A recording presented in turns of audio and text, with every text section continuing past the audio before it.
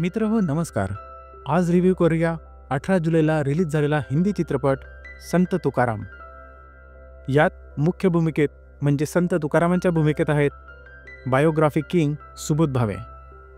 ह्या चित्रपटात साधारणतः तुकारामांचे जीवनचरित्रच दाखवले आहे, ज्यात त्यांच्या लहानपणीच्या गोष्टी, थोडं मोठं झाल्यावर घरची आलेली जबाबदारी, त्या काळी पडलेला दुष्काळ, तुकारामांना विठ्ठलाची लागलेली ओढ, त्यांचे सामाजिक उपदेश, गाथा बुडवणे वगैरे प्रसंग आपल्याला दिसतात. यात अरुण गोविल यांचाही छोटासा रोल आहे. त्यांना खूप दिवसांनी बघून बरं वाटतं. खटकणाऱ्या गोष्टींबाबत बोलायचं झालं तर बरंच काही बोलता येईल. मुळात मराठी संतांचा चित्रपट हिंदीत का बनवला हेच समजत नाही. याचं एकमेव कारण असू शकतं ते म्हणजे आपल्या संतांची ओळख साऱ्या भारताला व्हावी. पण मग साऱ्या भारताने हा चित्रपट आवडीने बघावा अशी निर्मिती मूल्य का नाही आहेत? तर याचे उत्तर असेल बजेट की कमतरता. पण मग लिखाण प्रगल्भ असायला बजेट खूप लागते का? कारण विषय प्रगल्भतेचाच आहे. मराठी अभंग जसेच्या तसे हिंदीत रूपांतरित केले तर प्रभावी ठरत नाही. संत तुकारामांच्या अभंगाची भाषा, त्यात दिलेले रूपकं, सांगितलेले संदर्भ, ओवी, अभंगांना लावलेली चाल हे सर्व खूप मराठी आणि महाराष्ट्रीय आहे. ते हिंदी भाषिकांना पटकन आवडणार नाही.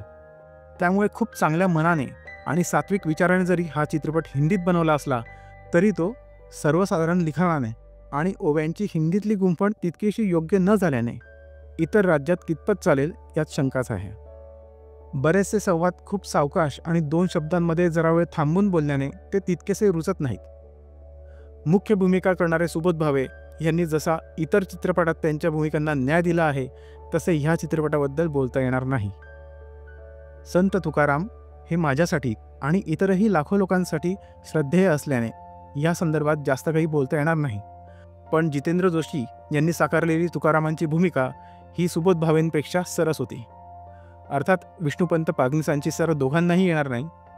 असो, सुरुवातीची काही मिनिटं जेव्हा संजय मिश्रा त्यांच्या पत्नीशी बोलताना सांगतात की विठ्ठलाची मूर्ती का बनवून घ्यायची आहे, ते 4-5 मिनिटं खूप चांगले झाले आहेत. त्यांची मतं आपल्याला लगेच पटतात. चित्रपट संपल्यावरही ती 5 मिनिटं आपल्याला आठवतात. बाकी संत तुकारामांची जीवनगाथा मराठी लोकांना नवीन नाही, त्यामुळे कथेत नाविन्य नाही आहे.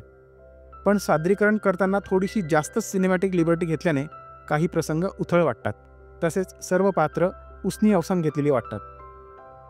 इतर तुकारामांच्या चित्रपटात जसा मंबाजी भट तुकारामांना शरण येतो, तसं या चित्रपटात तो शेवटपर्यंत कपटीच दाखवलेला आहे.